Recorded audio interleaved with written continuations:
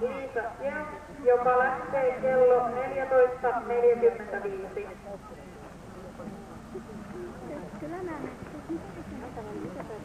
Kauhean me ei ollenkaan Penan kanssa sattu arvostaa siinä. Se Pena koko ajan, että no kun se menee taas noin hitaasti, toi hevonen menee niin hitaasti.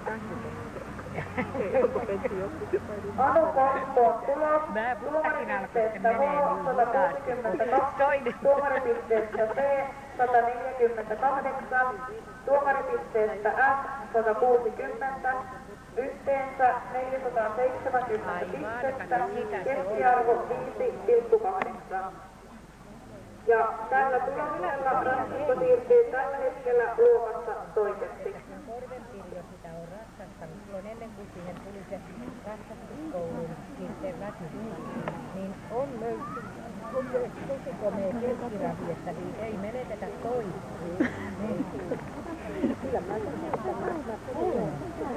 Virgin Vilpa on 12-vuotias runna ja sen omistavat Ladinaho ja Leppämäki.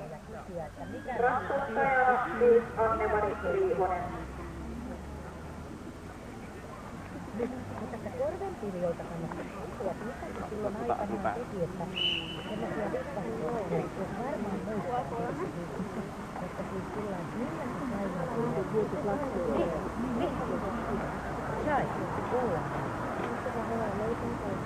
Siis ei siitä varmaan olisi mitään haittaa, vaikka toistaisi näitä kysyitä.